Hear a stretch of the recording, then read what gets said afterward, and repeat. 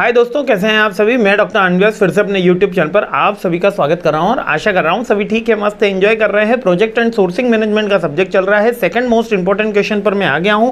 अच्छा, जिसको क्वेश्चन का आंसर पता है वो तो फ्रैक्शन ऑफ 10-15 सेकंड के अंदर मैं क्वेश्चन डिस्प्ले कर देता हूँ, आप तुरंत दूसरे क्वेश्चन के ऊपर जा सकते हो यदि आपको आंसर पता है तो। और यदि आपको आंसर के बारे में सीखना है तो फिर पूरा वीडियो देखना ही पड़ेगा, है ना। तो अगर किसी को भी डाउट है कि सर क्वेश्चंस बता दो हमें केवल, और हमें तो आंसर से कोई मतलब नहीं, तो 10-15 सेकंड के वीडियोस के अंदर आप ये क्वेश्चन देख सकते हो।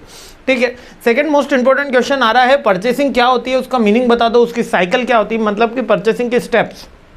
अभी अपन ने जो प्रोक्योरमेंट में स्टेप्स पढ़ी या सोर्सिंग में स्टेप्स पढ़ी वही स्टेप्स है। ठीक है, और 8 आवर्स ऑफ परचेसिंग, तो 8 आवर्स ऑफ परचेसिंग इस बार इंटरनल में बार बार पूछा गया था, है ना। और परचेसिंग क्या होती है, एक पर्टिकुलर एक सिस्टमेटिक प्रोसेस होती है जिसमें हम एक्वायर करते हैं गुड्स एंड सर्विसेज। अब बेसिकली बिजनेस की डीलिंग होती है, डेली रूटीन की एक्टिविटी होती है, ऑपरेशन काइंड ऑफ एक्टिविटी आती है। It's involve the finding the right supplier, negotiate term, ensuring timely delivery at the reasonable cost. बस सिंपल सी बात है। एक तरीके का आप कह सकते हो सप्लाई चेन का इंजन होता है, क्योंकि रॉ मटेरियल की खरीदारी करना ही मेन एस्पेक्ट होता है कभी हमको प्रोसेस करने के लिए, गुड्स के लिए। तो परचेसिंग का बेसिक मीनिंग क्लियर हो गया। अब इसकी साइकिल क्या, मतलब परचेसिंग के जो डिफरेंट स्टेजेस हैं।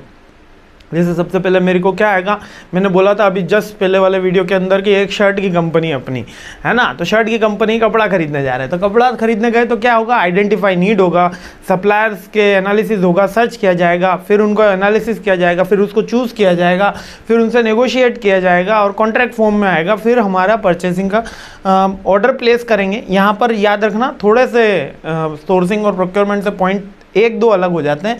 इसमें ऑर्डर प्लेस्ड आएगा, इनवॉइस स्टार्ट किया जाएगा, इनवॉइस प्रोसेसिंग होगा और एंड में पेमेंट होगा। ऑर्डर प्लेस, इनवॉइस प्रोसेसिंग और पेमेंट, ये हमने थोड़े से इसके अंदर एड ऑन हो जाते हैं। परचेसिंग में केवल होता उसके अंदर भी है, लेकिन उसमें बुक्स में लिखा हुआ नहीं है, इसलिए अपन ने भी लिखा नहीं। कुछ बुक्स के अंदर वो उसमें भी लिखा हुआ है, इसलिए। अब 8 आवर्स ऑफ द परचेसिंग क्या होते हैं, 8 आवर्स याद रखना बहुत ज़्यादा जरूरी होगा। ये 8 hours of the purchasing, right quality, यानी कि जो हम प्रोडक्ट खरीद रहे हैं वो रेट क्वालिटी में हो, राइट क्वान्टिटी, जितना हमने खरीदा है उतना ही हो, राइट प्राइस, यानी जो हमने प्राइस कॉन्ट्रैक्ट के अंदर फिक्स करी है वो प्राइस। ठीक है, राइट सोर्स, यानी कि रिलायबल हो, हमारा जो सप्लायर हमने सेलेक्ट किया वो रिलायबल हो, टाइमली हमको प्रोडक्ट डिलीवर्ड कर पाए।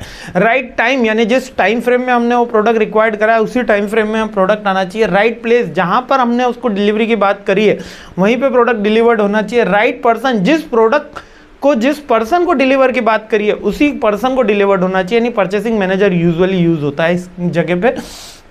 और राइट प्रोसीजर, यानी कि प्रोसीजर किस तरीके से आपने प्रोडक्ट हैंडओवर कर दिया, सिग्नेचर नहीं करे, जो डॉक्यूमेंटेशन है वो प्रोसीजर फुलफिलमेंट होना चाहिए। तो एक बार फिर से रिवाइज कर लेते हैं। राइट क्वालिटी होगी, राइट क्वांटिटी। देखो क्वालिटी क्वांटिटी आपको याद रह ही जाएगा। क्वालिटी में अच्छा होना चाहिए, क्वांटिटी में अच्छा होना चाहिए, टाइम पे होना चाहिए, सही बंदे को देना चाहिए, सही जगह पे देना चाहिए, है ना। यही सारी चीज़ें हैं। इसके अलावा राइट सोर्स, यानी कि सप्लायर के बारे में एक पॉइंट आ जाएगा। राइट प्लेस, बस ये याद होगा अपन को, कोई और बच ही नहीं रहा है। ठीक है, और राइट प्रोसीजर। क्लियर हो गया। बहुत सिंपल क्वेश्चन है लेकिन रिपीटेटिव रहा है इंटरनल में इस बार।